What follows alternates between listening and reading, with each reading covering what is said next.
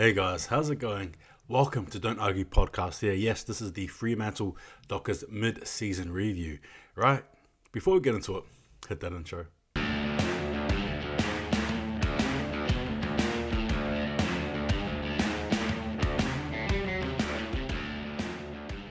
Alright guys, here we go. It's the mid-season review where I'll be giving you guys my thoughts, giving you guys a rundown of our schedule, plus the season stats, some of my players I've liked seeing, as well as a look into the latter half of the season with the 9 games remaining, as well as just some talking points. But in saying that, I thought I'll get into it.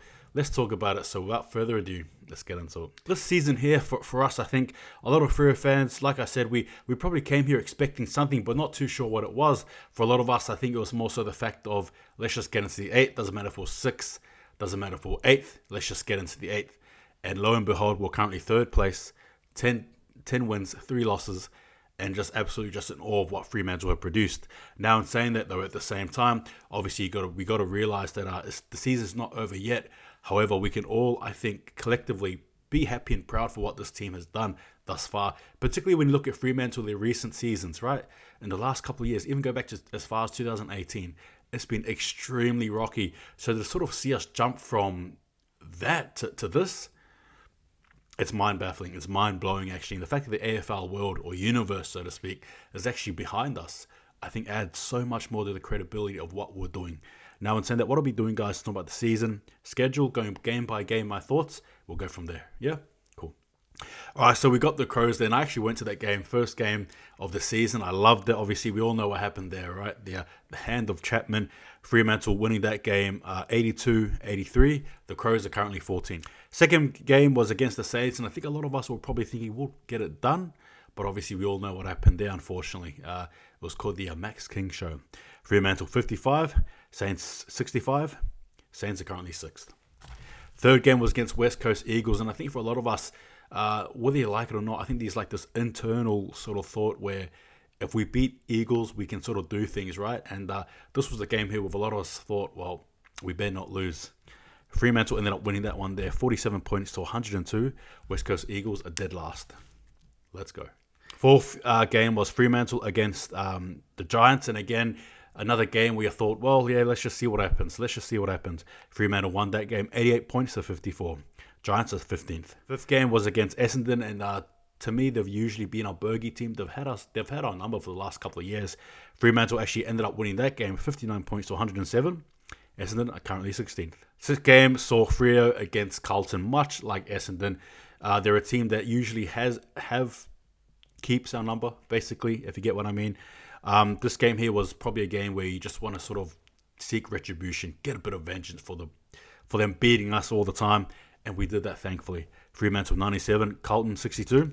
Carlton 4th place. Seventh game saw the Cats against Fremantle. Now, if you ever want to talk about a hill to climb, this is a game right here. The Cats were surging. The Cats have always had Freo's number for the last couple of years, and especially at home over there, you're just sort of thinking, well, all right, we'll take the loss, but we'll look into the future. Fremantle had under the plans. Don't you worry. I know you probably tipped the Cats. I know it. Fremantle won that game 66-69. Cats, 5th place.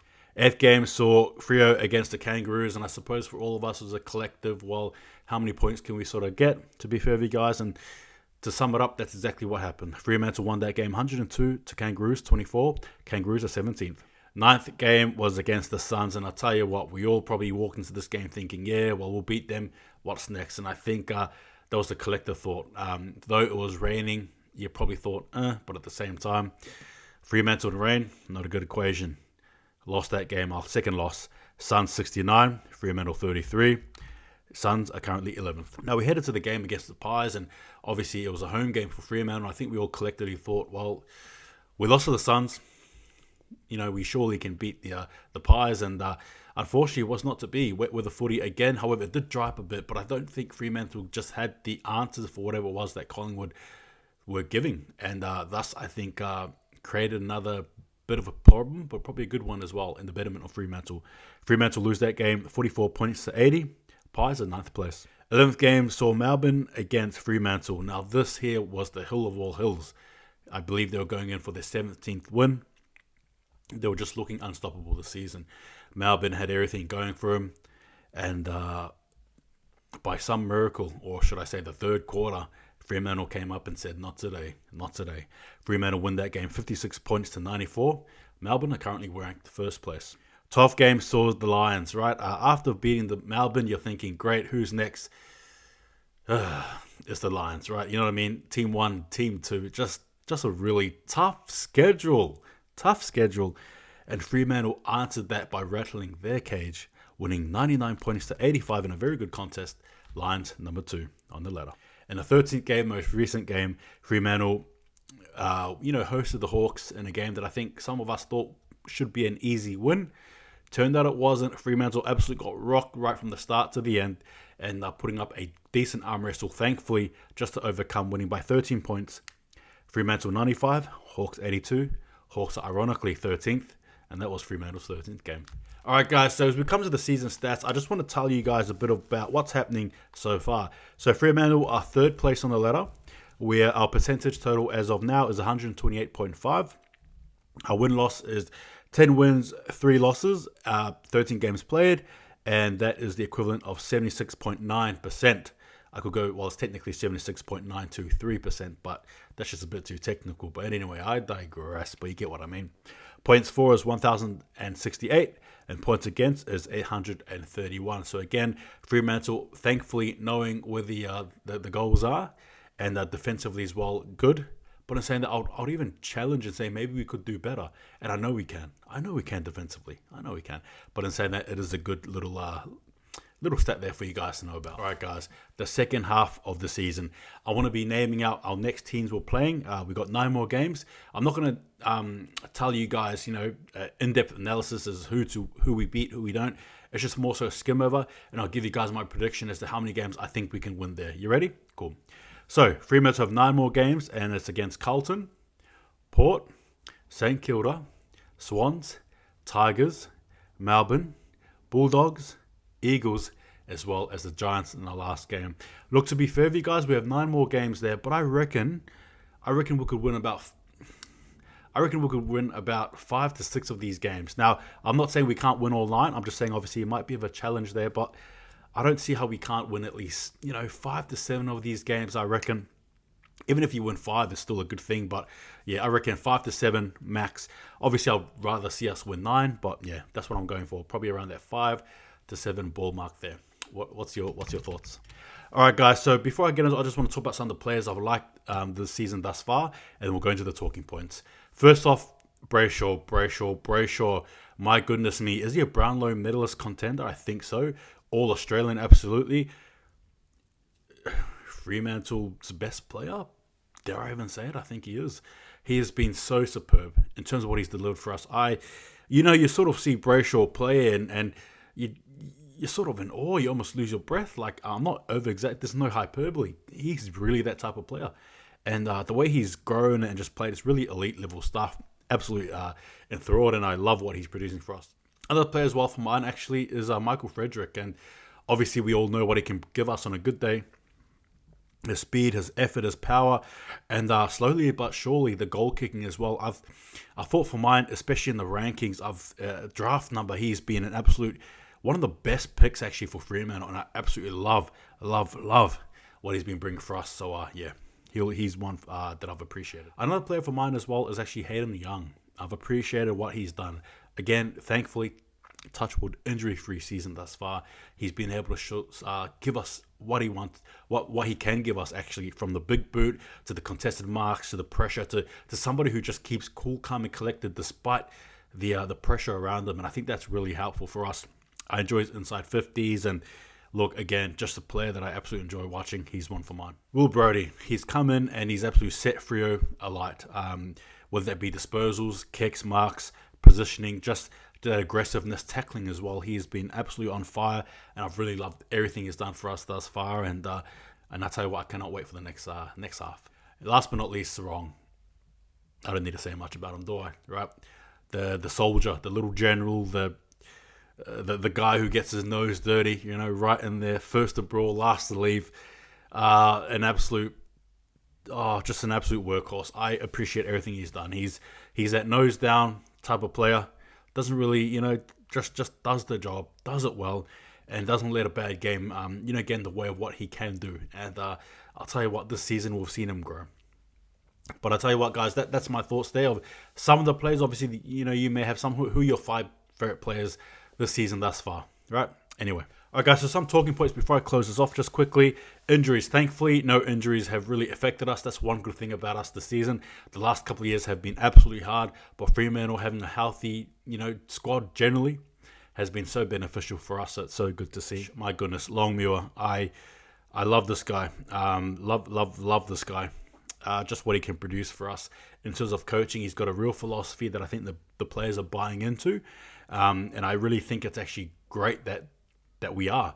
Again, he's made some little statements across the tenure thus far this season anyway, where maybe as a collective or from the media anyway, you're sort of thinking, what does he mean by that?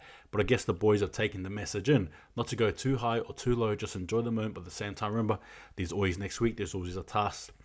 I just absolutely love his openness as well. He's not afraid to change game plans if need be. Some coaches may be stubborn. He's not like that. He's a coach who wants to win. It's a win-first mentality. That's why the boys are backing up, and they're doing so bloody well. So again, congrats to you, Longmuir, for what you've done this season thus far. Another player I want to talk about is Nat Fyfe. Is he the key to our success this year? I think he is. I think it goes without saying what he's done. He's a 2-time Brownlow medalist, one of the greatest midfielders you ever see. He's done it all, basically, All-Australian captain. But I think there's just one more thing he's yet to do. I'll get to it, but you know what I mean. He is just an amazing, amazing player, and the fact that he's back just in time for the push and shove part of the season is so ironic, yet so just good. It's like a good storytelling movie part of a movie, if you're into your sports movies, but you get what I mean. Just the timing is impeccable. It's good. But those are my thoughts there, Fyfe. It's so good you're back. I love you, man. Come on. Not gonna lie there. Share the love. All right. Team chemistry. As Longmuir said, it's not about individuals, it's about players who come in and they just know what to do. Obviously, you have players like your BRAH, as I mentioned, your Youngs, as I mentioned. Obviously, you got your Lobs, your Taberners, and all that stuff there, right? Your Luke Ryans. But all of them just come in knowing they've got a job to do. Case in point, Logue, you put him in the defense, he'll defend. Put him as a forward, he'll attack. You just got players there who are just, they know their job, they do it, right? There's no ifs or buts. It's a team effort. It's a team there that's working in unison, working for a bigger goal. And I just love the fact that it's happening this year. The team chemistry has been beautiful this year. Last but not least, I touched on it before, Flagmantle. Guys. I've only been a devout fan of Fremantle since 2018. That's literally when I started following football properly, to be honest with you guys, bar the actual grand final between Tigers and Crows in 2017. I can't really speak for you guys who've been following very, very long, compared to me. I'm a baby, really. But in saying that, though, I need to challenge you guys in the sense that, is this the most confident you guys have felt? Obviously, I understand 2013 and I guess 2015 to a degree. But heading into this year, can you guys tell me, is this really the Flagmantle year? I mean, obviously, again, you may look at me and say, don't be silly, don't be daft. Still 9 more games to go, and I get it, but the confidence that I think everyone has around this team, even people who don't even follow Fremantle are looking at me as well. Fremantle have it. Flagmantle, I've been called out a few times as well. Is it possible that we dare to dream? Food for thought. Anyway, guys, as I conclude this, I just want you guys to know, it's Fremantle. Though the journey thus far has been a smooth one, we still can't get too carried away. Much like Longmuir has said, don't get too carried away. Don't start talking too much, because ultimately these other teams there who are wanting Fremantle's position, and Fremantle, I'll argue and say this is actually quite a harder sort of a schedule than the last first half of the season. Sorry, but in saying that, I have faith in this team that we can. Right, we can do things. Touch wood, there's no injuries, but I'm actually pretty confident. We head into the next half aware of what we can do, and let us embrace whatever it is that happens and comes our way. But I have the confidence and be assured that Fremantle can. I hope you are. But yes, guys, that concludes my Fremantle mid-season review. Tick of approval from me. 10 from 3. Come on. If you asked me in the beginning of this year, we were going to be 10-3 this year, no. I wouldn't have taken it. I wouldn't have. I would have accepted maybe, something else. Like maybe if we finish 7th, sure. Mid-season review, 7th, sure. 8th, sure. 9th, yeah, 3rd, you take it any day of the week. Any day. But again, guys, this has been me for now. I'm just happy. Dare to dream. Flagmantle, guys. Take it easy. See you guys next time. And that's been my review. What's yours? Anyway, guys, thanks for watching. Don't argue.